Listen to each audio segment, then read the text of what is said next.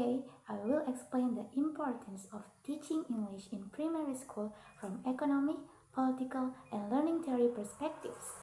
The importance of teaching English in primary school from economic, political, and learning theory perspectives.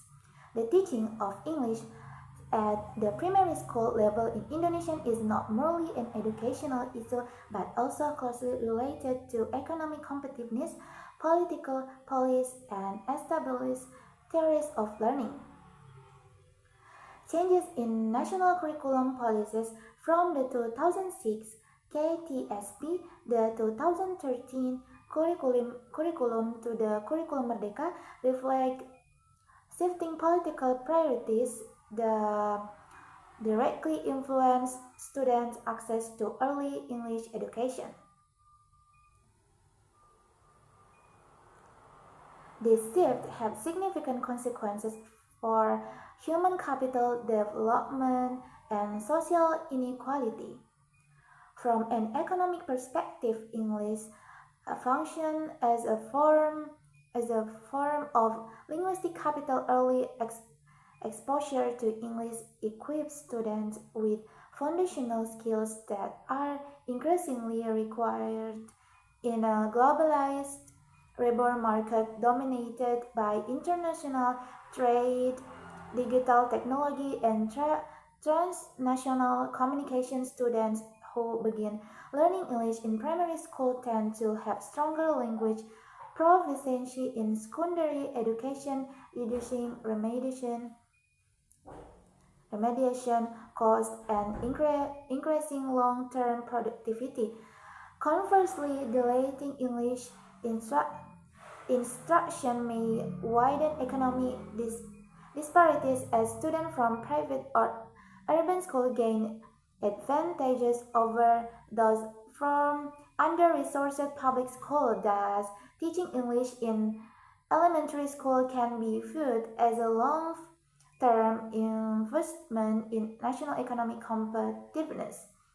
Political curriculum decisions regarding English reflect the state's ideological stance on globalization, national and educational equity. The removal of English from the 2013 curriculum was intended to strengthen national identity and prioritize local content. However, this policy unintentionally created unequal learning opportunities as private schools continued to teaching English while many public schools did not. Under the Curriculum Merdeka, the government has reduced flexibility, allowing schools to offer English again. The political compromise acknowledges global demands while attempting to maintain local educational autonomy. Nevertheless, without consistent state support, particularly in teacher training and resource allocation, policy flexibility alone is insufficient to ensure equitable outcomes. The importance of teaching English in primary schools is also strongly supported by learning theories.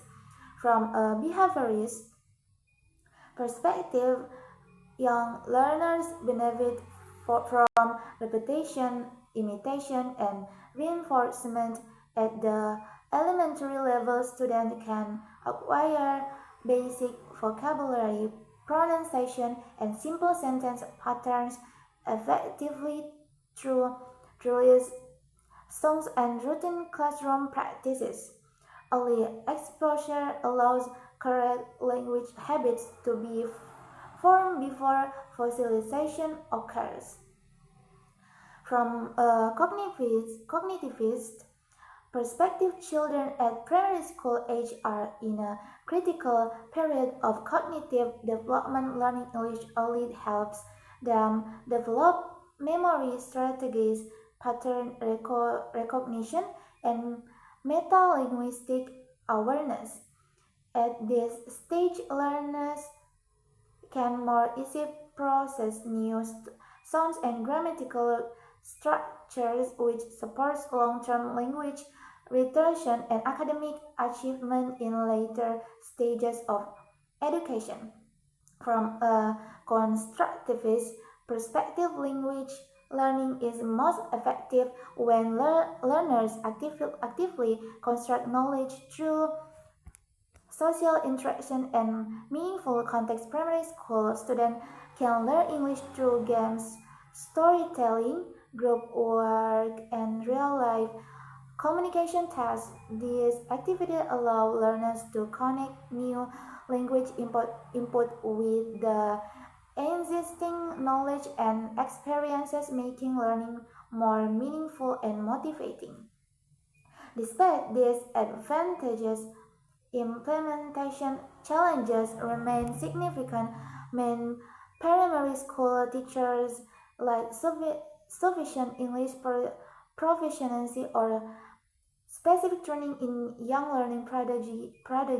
This mismatch between language competence and teaching methodology weaken instructional quality. Motivation alone is highlighted in previous studies is not enough. Systematic professional development in institutional support as essential.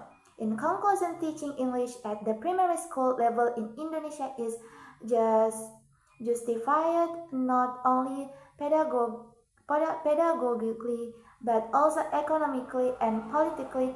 Early English education support human capital development, responds to global economic demands, and aligns with established learning theories. However, for this policy to be effective and equitable, the government must ensure consistent teacher training, adequate resources, and coherent politic commitment.